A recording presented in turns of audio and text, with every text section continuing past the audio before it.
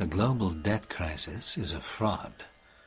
The bankers would have us believe there's just not enough wealth to feed the hungry, not enough economic growth to create jobs, not enough money to pay global debts or to deal with climate change, not enough gold to back our money with something real.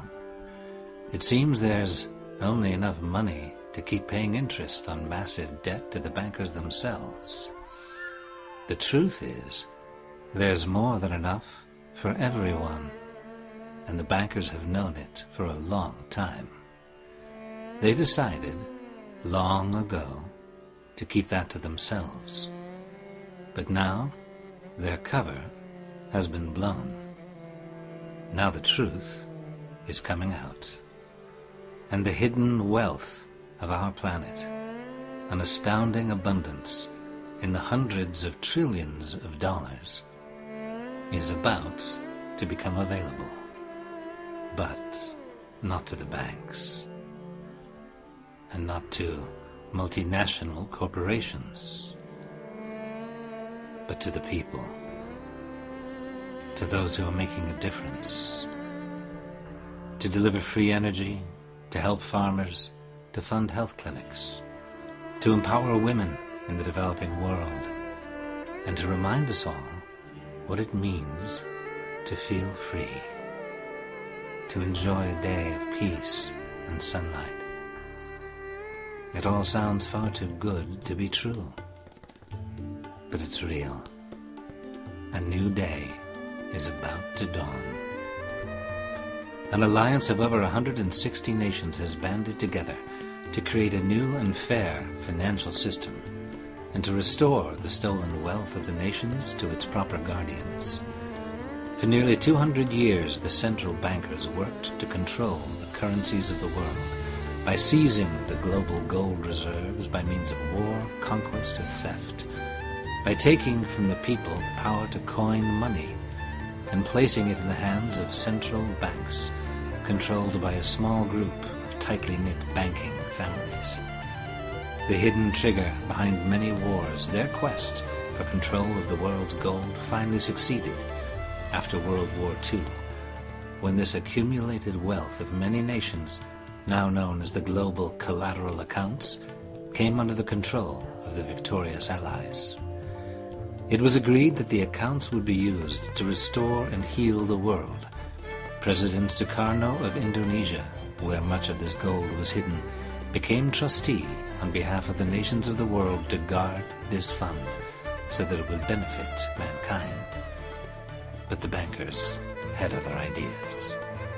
The fund was secretly abused by the elite and used instead to foment wars, to topple governments, to fund top-secret projects removed from the people's knowledge.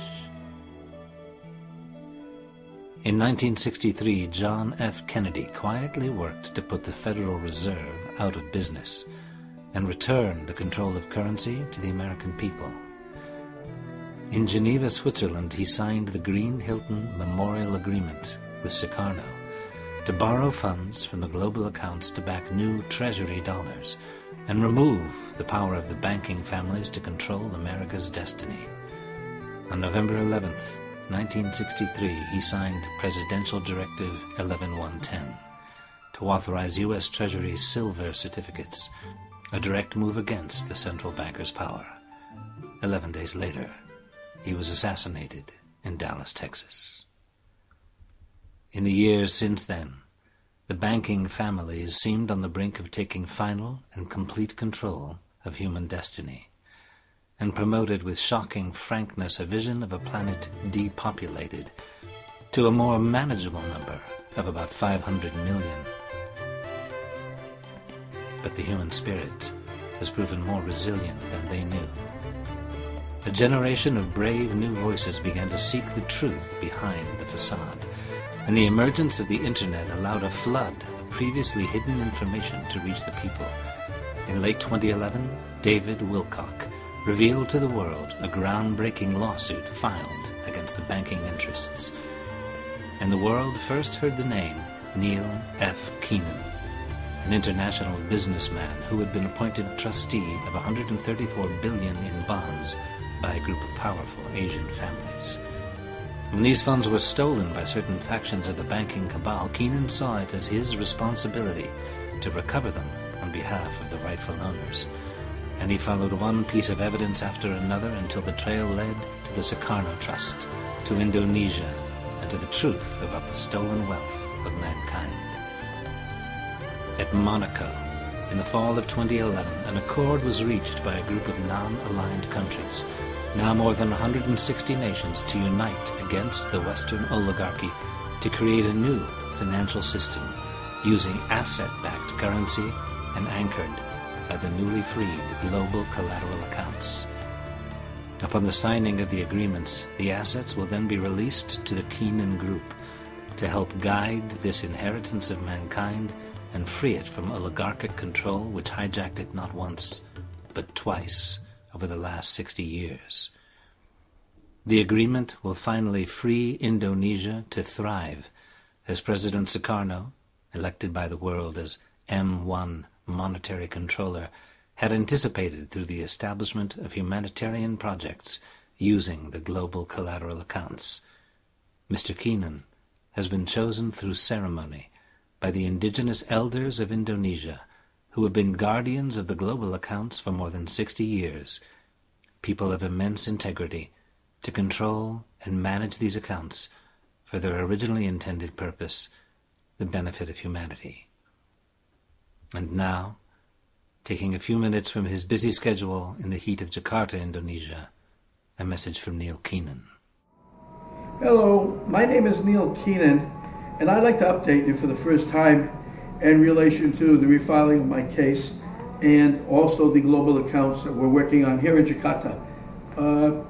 We're in Jakarta at this moment in Indonesia, and we're nearly complete with the preface in relation to the refiling of the case. After that, we'll include the jurisdiction and the new evidence that we procured from a very main source, an international source that's come forward, and most likely he says he will be willing to testify. We'll find out if he is or he isn't. Okay, that's the key to that. And if he does, then the whole thing just explodes. It opens up every box possible. We'll know where everything is hid. But I'm hoping for that, and they told me this morning that they're going to do that. So let's see. Okay, let's see. In the meanwhile, we do have everything pretty well in place. We know what we're doing. We're almost there.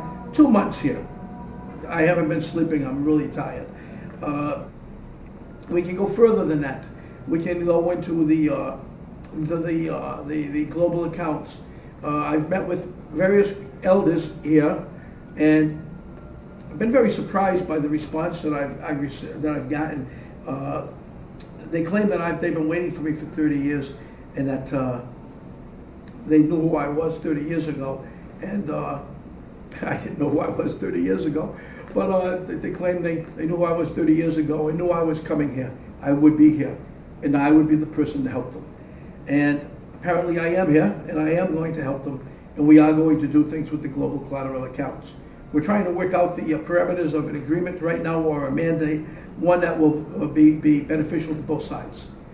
Once I get that, we will be able to wrap things up and enter them into the trading programs. We have the traders already in place. We have the banks, and we have to audit the accounts before we can do anything, because we have to know what's real and what's not. And that's going to be a humdinger, I'm sure.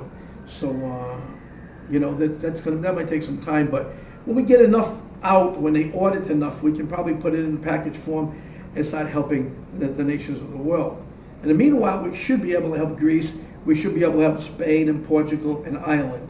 We should be able to save them from those culprits, the European Commission. All in all, we're looking good. We're really looking good. And the reason why I'm doing this and I'm telling you this is because it's Christmas. And I have a giving heart at Christmas. You'll find out soon the rest. By the way, just so, if you don't know about this, Daniel DeBosco, approximately 3 years ago, did steal Federal Reserve notes from me. that were owned by the Dragon family, but they were entrusted to me. And if he hadn't stolen them, we probably would have free energy today in the world, because that's what we were going to do with those notes, place them into trade. And we had a cashier's check coming for $13 billion, which would have gone to the Dragon family and toward the free energy itself. So I'm sorry that we never got that far. We were a day short. What did my father say? Day late and a dollar short. That's what we were. The Bosco took them, ran with them. He fled to the Italian government. He fled to the United Nations. He fled to the World Economic Forum. And anyone that would listen to him, the OITC, and anything else. Daniel DeBosco is the reason we don't have free energy today, okay? Because it was all planned. It was all set. He knows it very well. Anyway, I wish you all a Merry Christmas and a Happy New Year, Happy Holidays. Enjoy your turkey or whatever it is you're going to have. And I hope right before Christmas we have an announcement to make. A good one for you, for me, and for everyone. Thank you. And enjoy your holidays, as I said. Take care. God bless.